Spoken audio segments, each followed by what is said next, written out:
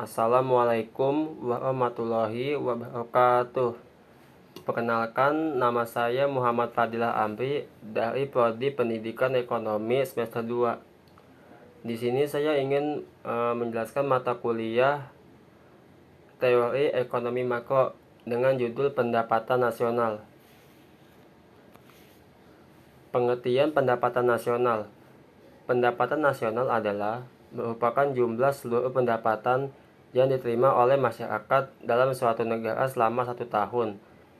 Pendapatan nasional dapat juga diartikan sebagai hasil produksi nasional, yang berarti nilai hasil produksi yang dihasilkan oleh seluruh anggota masyarakat suatu negara dalam waktu tertentu, biasanya 1 tahun. Pendapatan nasional adalah salah satu indikator untuk mengukur perkembangan tingkat pembangunan dan kesejahteraan pada suatu negara dari waktu ke waktu. Tujuan dan manfaat pendapatan nasional. Tujuan pendapatan nasional yaitu 1. Mengetahui kemampuan dan pemerataan perekonomian masyarakat dan negara. Yang kedua, memperoleh taksiran yang baik tentang nilai barang dan jasa dalam 1 tahun. Ketiga, membantu pemerintah dalam perencanaan dan pelaksanaan program pembangunan. Dan yang keempat, mengkaji dan mengendalikan faktor-faktor yang mempengaruhi perekonomian negara. Dan ada juga manfaat pendapatan nasional. Manfaat pendapatan nasional yang pertama, mengetahui struktur perekonomian negara dalam kurung agraris, industri, dan jasa. Yang kedua, mengetahui pertumbuhan perekonomian negara dengan cara membandingkan pendapatan nasional dari waktu ke waktu.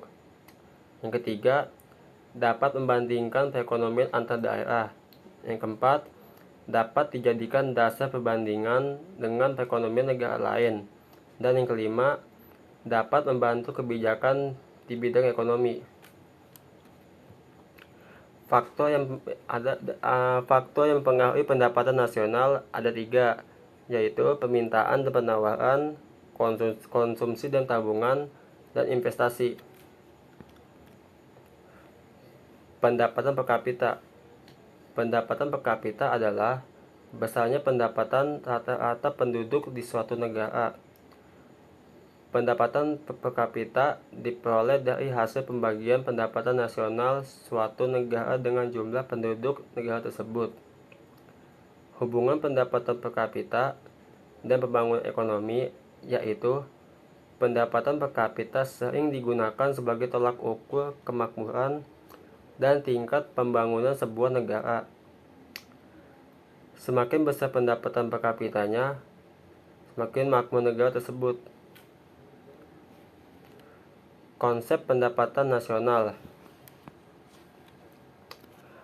yaitu PDB atau GDP, dalam kurung PDB produk domestik bruto dan GDP gross domestic product adalah jumlah produk berupa barang dan jasa yang dihasilkan oleh unit-unit produksi di dalam batas wilayah suatu negara selama 1 tahun. Dalam perhitungannya termasuk juga hasil produksi dan jasa yang dihasilkan perusahaan atau orang asing yang beroperasi di wilayah bersangkutan. Yang kedua, PNB. PNB yaitu produk nasional bruto. GNP yaitu gross national product.